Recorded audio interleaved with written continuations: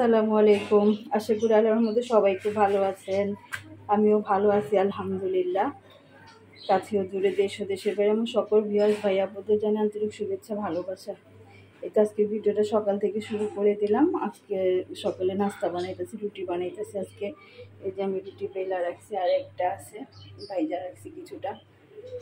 আর এখন আজকে হইলো গিয়া কি বলবো, আজকে হলো 5 তারিখ। আজকে হলো অসহযোগের আন্দোলনের ডাক দিছে। পরিস্থিতি খুবই ভয়াবহ।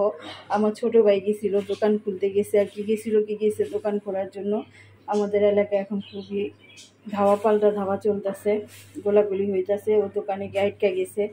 ওরে ফোন দিলাম পরিস্থিতি জানার জন্য, বললো যে পরিস্থিতি ভালো না, এখানে তো গোলাগুলি হইতেছে, মারামারি চলতেছে, ধাওয়া পাল্টা ধাওয়া হইতেছে।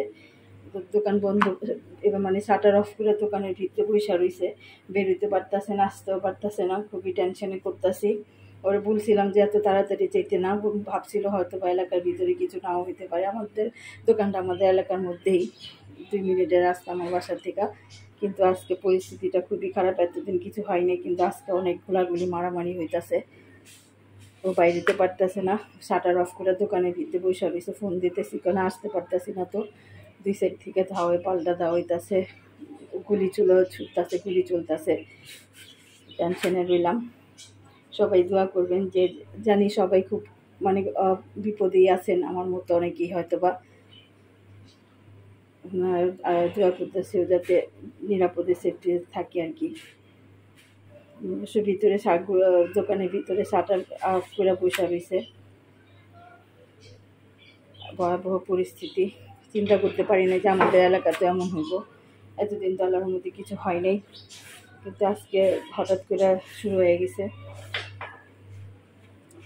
সবাই সবার জন্য দোয়া রেখেন। আমিও দোয়া করি আল্লাহ যেন সবাই হেফাজতে রাখে, ভালো রাখে। যে যেখানে আছেন ভালো থাকেন, ভালো থাকার চেষ্টা করেন, সন্তানদের নিরাপদে রাখার চেষ্টা করেন। যে যেখান থেকে যতটুকু পারেন সবাই সবারই সাহায্য করেন। আর এই যে আমার রুটি বানানো প্রায় শেষ। এই রুটিটা বানালে হইব, হাতে কাছে উঠতেছে না। মানে শুনলাম পরে একটা কেমন যেন এমনিতে তো অশান্তিতে অস্থির লাগে, যে খবরে নিউজ করলে নানান ধরনের খবরে ভাল লাগে না এখন আর। আল্লাহ জানে আমাদের দেশের এই পরিস্থিতি কবে আল্লাহ ঠিক করবে, কবে ভালো হইব। সবাই দোয়া করি আল্লাহ যেন অতি দ্রুত আমাদের দেশের অশান্তি দূর করে দেয়, শান্তি দিয়ে দেয়। এই যে টুম্পা তরকারি গরম করে রাখছে, রুটি দেওয়া খাবে, রুটি বানাইছে। দেখি ফোন দিয়া ফাইসাল কি বলে, আসতে পারবো কিনা, এখন কতক্ষণ বসে থাকবো শাটার অফ করে। এই তো নাস্তা বানানো শেষ, রুটি বানানো হয়ে গেছে, আপনাদের ভাইয়ারে দিয়ে দিলাম। আপনাদের ভাইয়া নাস্তা করে এখন নামাজে যাবো, আর আমি তো নাস্তা করে নিছি, চা খাইতেছি। ফাইসালেরও ফোন দিলাম, বললাম না ফাইসালের ফোন দিয়ে কী অবস্থা। এখন একটু থামছে, কিন্তু ওদের ওখানে ওরা বললো যে 2 জনের গুলি লাগছে, একজনের বুকে একজনের পেটে। ওদের সামনে দিয়ে ওদেরকে ডাক্তারখানায় মানে হাসপাতালের দিকে নিয়ে গেছে। ওরা ওখানেই ছিল, মানে দোকানের থেকে দেখছে, ওখান দিয়ে আমাদের দোকানের সামনে দিয়ে নিয়ে গেছে। 2 জনে গুলিবিদ্ধ অবস্থায়, খুবই রক্তাক্ত অবস্থা ছিল।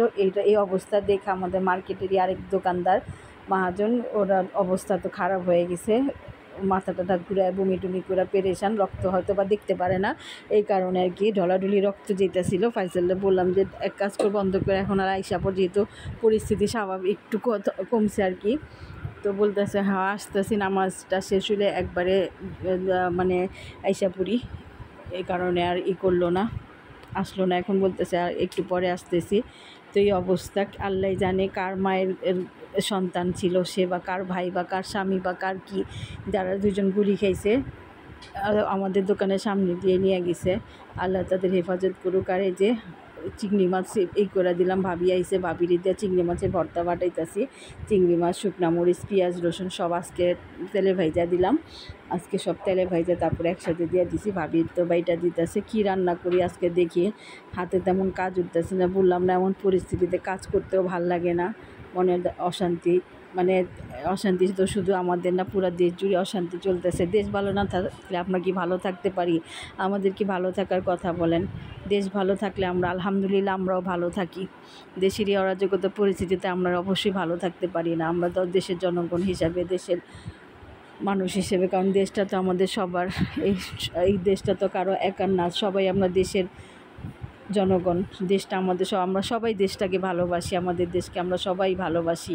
আমরা চাই না আমাদের দেশে এরকম পরিস্থিতি থাকুক, এরকম অরাজকতা হোক, এরকম মায়ের বুক খালি হোক, এরকম হানাহানি হোক। আমরা কোনো দলের বা পক্ষের হয়ে কথা বলবো না, আমরা শুধু যেটা ভালো, যেটা সত্য, যেটা ন্যায়, তাই সেটারই জয় চাই।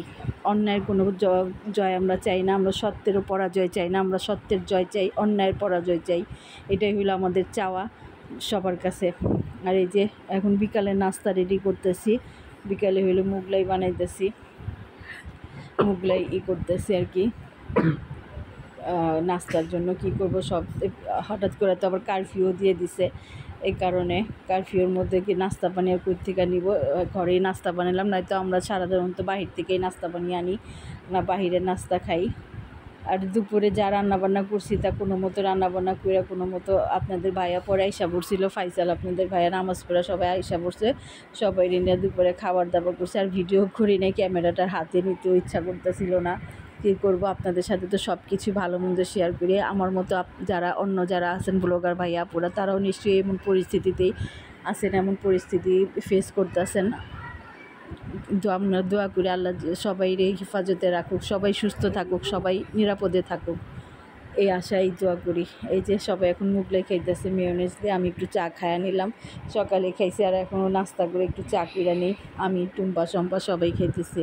শম্পা আসছিল, শম্পার সাথে ফাইসা গেল, ওরে আবার কতদিন পরে বাসায় যেতে হয় কে জানে, যে কারফিউটা পড়ছে। আর এই যে এটা হলো আকিকার মিষ্টি পাঠায় দিছে, যে আমার ভাইয়ের দেখাইছিলাম না, হাসপাতালে গেছিলাম, বাচ্চা হয়েছিল, ছেলে বাচ্চা, ওই ভাইয়ের ওই ভাতিজার আর কি মিষ্টি আর হাকিকার মিষ্টি আর হইলো গিয়া মাংস, খাসির মাংস পাঠায় দিছে।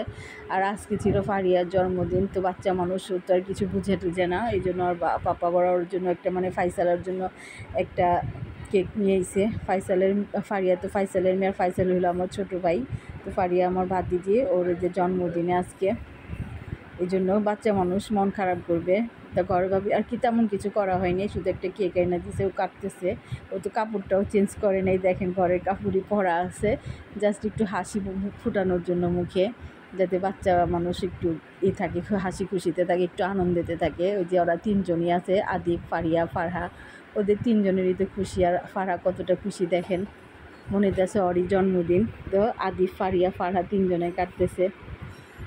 ফারিয়া হইলে সবাইরে খাওয়াই দিল, আমার একটু খাওয়াই দিল, সম্পরে ওর মায়েরে, পাপারে, আপনাদের ভাইয়া দাঁড়ায় দিয়েছে, সবাইরে খাওয়াই দিল। আর এই যে এখন কেকটা আবার ভাগ করে দিয়েছে, কেকটা অবশ্য আমাদের এলাকার থেকে এক আপু করে, হোম পেজ আছে ওর একটা, ওই আপুর থেকে নেওয়া হয়েছে, কারণ সব বেকারি টেকারি বন্ধ, আপুরে অর্ডার দেওয়া হয়েছিল 2 ঘন্টা আগে, আপু 2 ঘন্টার মধ্যে কেকটা বানিয়ে দিছে, খুব সুন্দর হয়েছে কেকটা, মাশাআল্লাহ, মজাও ছিল, আলহামদুলিল্লাহ। এই কারণে নাই তো আনা যেত না, কেকটাও পাওয়া যেত না, কারণ সব বেকারি টেকারি তো অফ হয়ে গেছে। গতকাল রাত্রে কেক আনতে পারি নাই তো গতকাল রাত্রে 12টার দিকে কাটাইতো, যে ওর বাবা আজকে আবার নিয়ে এসে, বললাম না আমাদের এলাকার এক আপুর থেকে, আপুর একটা পেজ আছে, আপুর অর্ডার দিছে, 2 ঘন্টার মধ্যে আপু কেকটা বানায় দিছে, মজাই ছিল। আর এই যে আমি খাইতেছি এখন কেকটা। তো আজকে আপনাদের সাথে ছোট্ট একটা ভিডিও শেয়ার করলাম, ভালো লাগে লাইক দিন, কমেন্টস করেন, শেয়ার করতে ভুলেন না, আর আমার চ্যানেলটা সাবস্ক্রাইব করেন, যারা করছেন তাদের ধন্যবাদ, যারা এখনও করেনি তারা করে নিন। আসসালামু আলাইকুম, আল্লাহ হাফেজ।